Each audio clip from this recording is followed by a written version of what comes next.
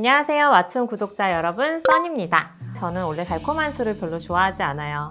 모름지기 술이라 함은 드라이하면서 시큼하면서 목 넘김 후에는 속이 떠건떠건해져야 된다고 생각을 하는데요. 보통 달콤한 술이 도수가 낮아서 제가 안 좋아하는 것 같기도 해요. 하지만 오늘 소개할 와인은 이런 달콤함이 전혀 문제가 되지 않는 굉장히 농밀하고 부드러운 질감을 가진, 그리고 쌉싸름함과 이 뜨거움을 가진 와인입니다. 도수가 굉장히 높은 와인이죠. 무려 20도에 육박하는 포트 와인인데요. 안 마셔본 사람은 있어도 한 번만 마셔본 사람은 없다는 포트 와인을 한번 만나볼까요? 포트 와인 넌 누구냐? 포트를 처음 접하고 이 술이 포르투갈에서 만들어졌다는 걸 알게 된 많은 분들이 포트 와인의 이름이 포르투갈에서 만들어졌기 때문에 붙은 이름이라고 생각하시는데요. 사실 포트는 포르투갈 북부의 도우로밸리라는 곳에서 생산이 됩니다. 하지만 전 세계로 수출이 되기 위해서 운반하던 곳이 바로 서쪽의 항구 도시인 포르토예요. 바로 이 도시에서 이름이 유래됐습니다. 포트는 무려 20도에 달하는 와인입니다. 와인이 발효되는 도중에 약 77도의 굉장히 높은 도수의 브랜디를 첨가해서 만드는데요. 물론 포트와인에 첨가되는 것은 그런 고품질 브랜디가 아니라 상품성은 없는 제품을 사용합니다. 강한 알코올 성분이 효모를 죽여서 발효가 중단이 되는데요. 미처 알코올로 전환되지 못한 당분이 남아서 굉장히 달콤한 맛을 띠게 됩니다. 이렇게 와인에 고도수의 브랜디를 첨가해서 만들어지는 와인을 알코올을 강화했다고 해서 강화 와인이라고 불러요. 포티파이드 와인이라고도 하죠. 스페인의 쉐리 와인도 같이 유명한데요. 거의 양대 산맥이라고 할 수 있죠.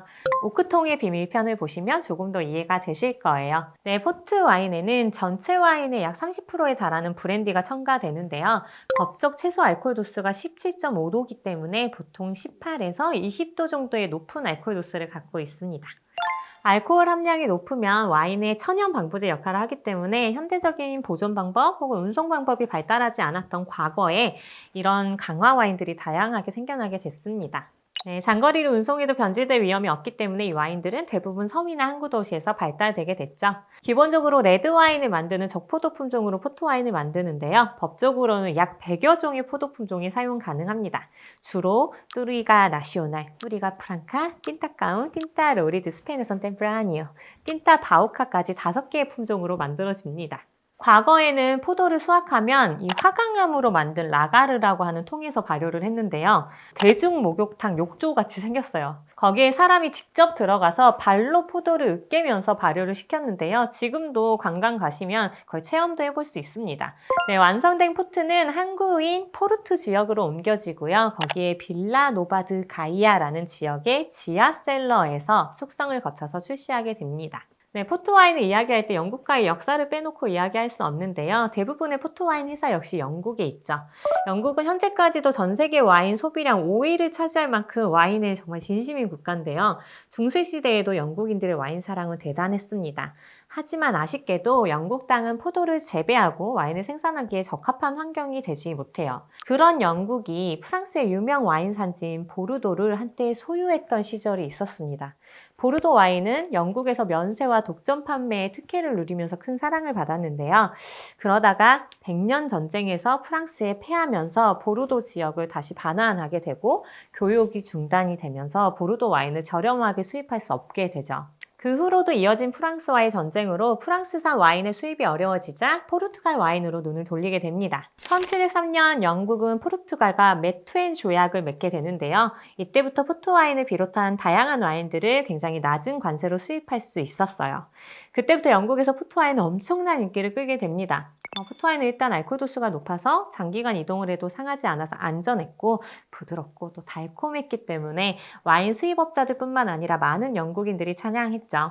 그리고 지금의 대부분의 포트 와인 회사들이 영국에서 생겨나게 됐습니다.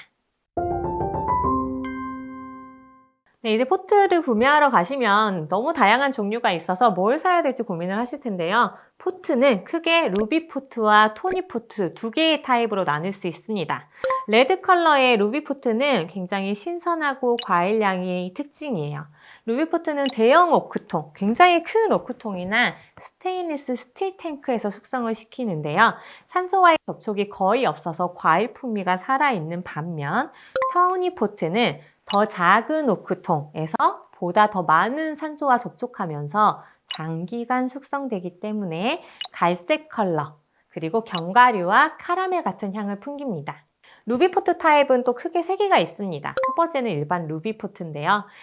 이름처럼 굉장히 루비 컬러를 띠는 붉은 과일향이 강하고 체리나 초콜릿 같은 향이 굉장히 매력적입니다. 포트와인 중에 가장 저렴한 가격대에 구매가 가능한데요. 보통 3, 4만 원대 정도에 속하고요. 여러 해의 와인을 혼합해서 대형 오크통에서 2에서 3년 정도 숙성을 거칩니다. 네, 두 번째는 LBV, 레이트 보틀드 빈티지 포트라고 하는데요. 5에서 6만 원대? 일반 루비포트보다 살짝 한 단계 위라고 생각하시면 됩니다. 매년 한 해에 생산된 와인을 최소 4에서 6년 이상 대형 오크통에 숙성시켜서 출시하게 되고요. 장기 숙성할 필요 없이 그냥 바로 드셔도 좋습니다. 세 번째가 진짜 진또배기 포트예요. 네, 바로 빈티지 포트인데요. 가장 고가로 판매되는 포트이고 작황이 좋은 해에만 만들어지는 특별한 와인입니다. 그러다 보니까 10년 동안 약 3에서 4회 정도만 생산이 가능해요. 최상급 포도밭에서 또 선별된 포도만을 이용해서 오크통에서 약 2년 정도 숙성한 후에 병입을 하게 되는데요. 이후 10년에서 40년 이상의 숙성이 가능하다고 이야기합니다. 숙성될수록 더 복합적이고 매력적으로 변하게 되고요. 이 빈티지 포트는 와인의 찌꺼기를 여과하지 않고 병에 담고 그리고 오랜 숙성 과정을 거치면서 침전물들이 생기기 때문에 드실 때 반드시 찌꺼기들을 걸러내는 디켄팅을 하고 마셔야 되는 가장 대표적인 와인입니다. 빈티지 포트 잘 안 팔아요.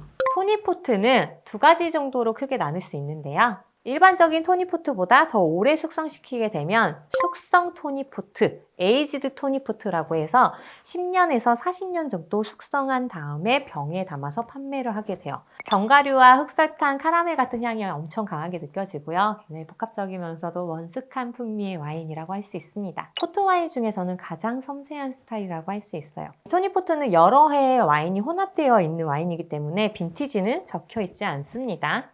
숙성 기간은 병 레이블에서 확인이 가능한데요. 10에서 20년 등의 명칭으로 확인 가능해요. 레이블에 10 years, 20 years라고 적혀 있습니다. 그 외에도 칵테일로 만들어도 맛있는 청포도로 만드는 하얀색의 화이트 포트 와인 등 다양한 종류가 있습니다. 네, 저를 위한 선물을 좀 준비했습니다. 콥케라는 브랜드의 30 years old 토니포트인데요. 무려 30년 묵은 포트 와인을 준비했습니다.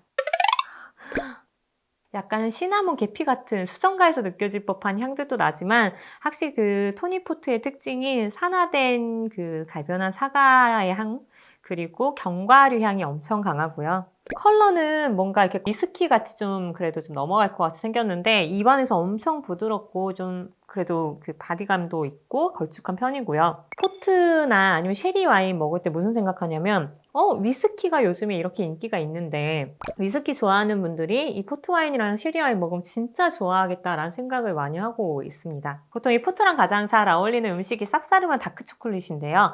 혹은 찐득한 초코 케이크 그리고 고르곤졸라 같은 블루치즈랑도 굉장히 잘 어울린다고 이야기하는데 제가 그냥 집에서 편하게 먹는 것들이 진짜 좋아하는 이 드림 카카오 네, 이거 하나에다 먹거나 견과류나 군반 같은 거랑 먹으면 진짜 간단하게 맛있게 먹을 수 있습니다. 지금 마시고 있는 이 코케 브랜드도 굉장히 유명하지만 국내외에서 굉장히 대표적인 생산자는 다우, 샌드맨, 그라함, 테일러, 니에프루트 등이 있습니다.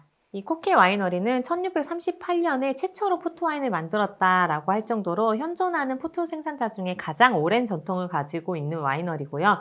그 시중에서 볼 수 있는 샌드맨 같은 경우가 최초로 이 통으로 판매되던 포트와인을 병에 담아서 지금의 브랜드처럼 만들어낸 게 샌드맨이라고 할 수 있습니다. 포트와인을 맛있게 마시는 팁이 있는데요. 먼저 모든 와인은 보관을 잘해야 되겠죠. 포트도 다른 와인과 마찬가지로 어둡고 서늘한 장소를 좋아합니다. 병을 옆으로 눕혀서 보관을 해야 하고요.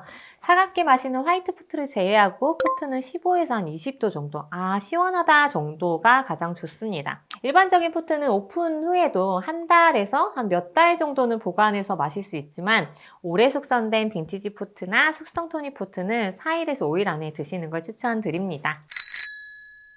다크 초콜릿의 단짝인 포트와인을 만나봤는데요. 포트와인이 여러분의 밤도 달콤하게 만들어주면 좋겠습니다. 잘 자요. 지금까지 왓츠원의 써니였습니다.